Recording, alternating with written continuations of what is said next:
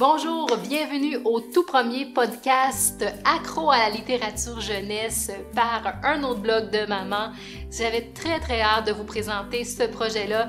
Il s'agit d'un podcast sur la littérature jeunesse pour vous, parents, afin que vous puissiez rapidement identifier et trouver le bon livre pour votre enfant.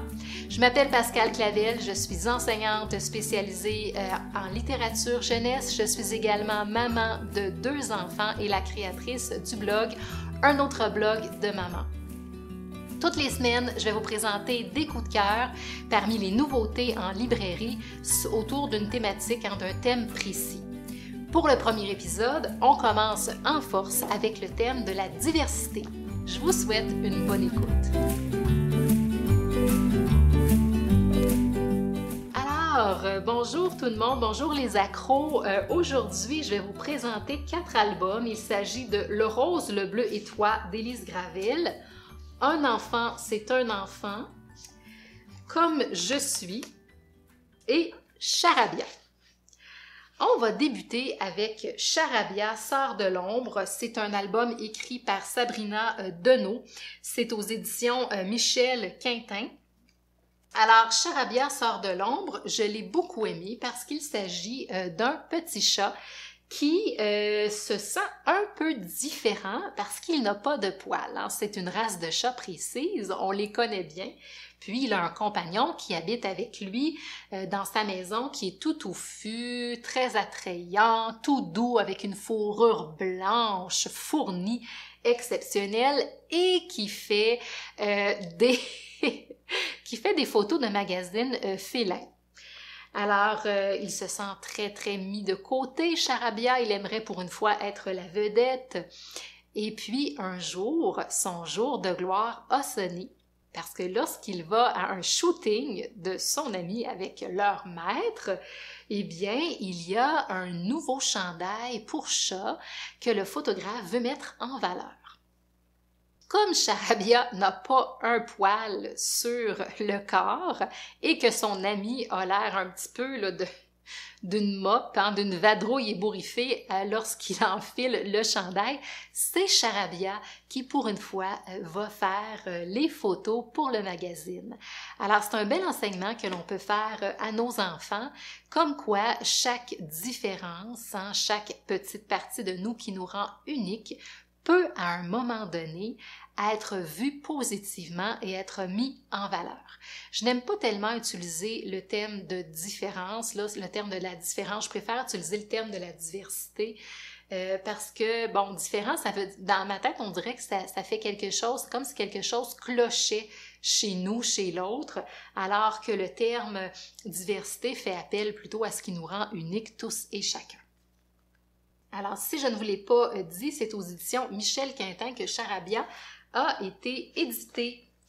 Je poursuis avec Comme je suis de Marie-Lou Côté aux éditions Alaska. Les éditions Alaska, ils sont reconnus beaucoup pour faire des albums que l'on peut animer à l'aide de notre cellulaire avec l'application Alaska, avec la réalité augmentée. Lorsqu'on pointe l'appareil photo de notre cellulaire à certains endroits précis, lors de la lecture, il y a des parties des images qui vont s'animer au plus grand plaisir des jeunes lecteurs. Marie-Lou Côté, vous pouvez la suivre d'ailleurs sur son compte Instagram Sweet Home Marie-Lou, que j'adore. Elle a un talent fou pour les photos, toute la création artistique, les vidéos également. Donc, elle fait également des albums jeunesse, tous aux éditions Alaska, si je ne me trompe pas. Puis ici, Comme je suis, c'est l'histoire d'une petite abeille dont on ignore le prénom au départ. Alors, ça peut être un gars, une fille, finalement, ce que vous souhaitez que ce soit, ce que le jeune lecteur souhaite que ce soit. Et puis, il ne va pas se sentir bien dans son corps, dans son apparence d'abeille. Premièrement, il trouve qu'une abeille, ça a très mauvaise réputation.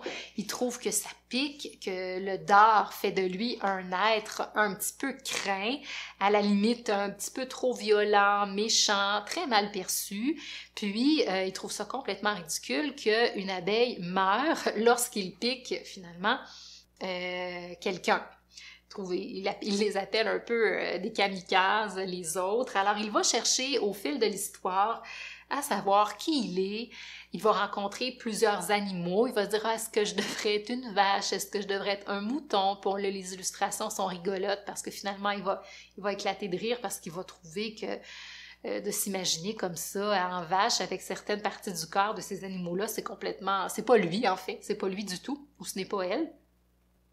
Puis, à la fin, il va faire la rencontre d'une plante, donc d'un végétal, un cactus, qui va beaucoup l'inspirer parce que le cactus, il a un aspect repoussant de l'extérieur avec ses piquants, puis il fait de magnifiques fleurs. Donc, il est à la fois doux, coloré et également, il a un aspect un peu repoussant et piquant. Donc, il s'identifie beaucoup au cactus.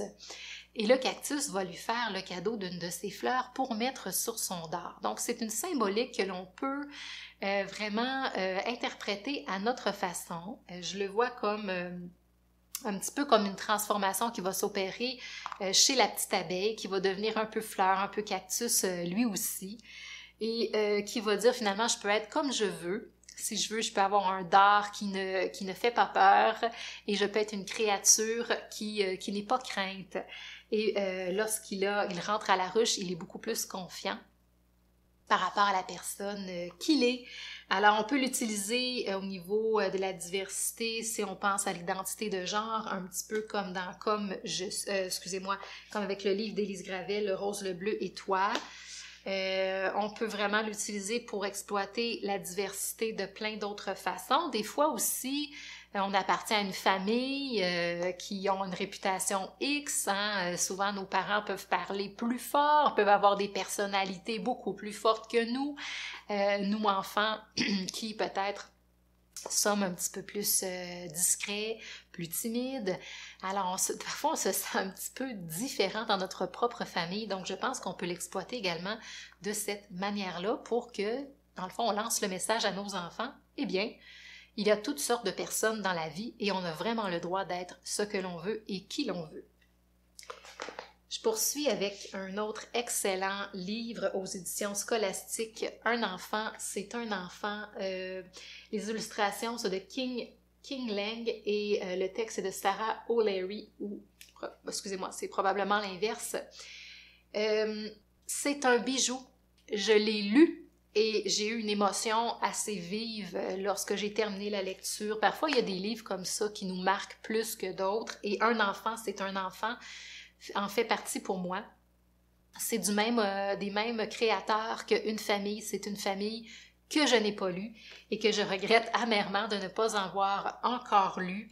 Mais un enfant, c'est un enfant. En fait, c'est un discours, c'est une série d'enfants qui s'expriment sur des questions parfois absurdes qu'ils reçoivent de la part des autres ou des adultes, que ce soit des autres enfants ou des autres adultes. Et puis, ils vont réagir face à ces questions un peu bizarres parce que l'enfant, lui, ce qu'il aime, c'est jouer, c'est interagir avec les autres. Alors, lorsqu'on lui pose des questions du type pourquoi tu as toujours le nez plongé dans les livres? Est-ce que vous êtes des vraies jumelles? Hein? Souvent, on pose cette question-là à des petites filles ou à des petits garçons qui sont des jumeaux. Pourquoi tu n'as pas d'amis?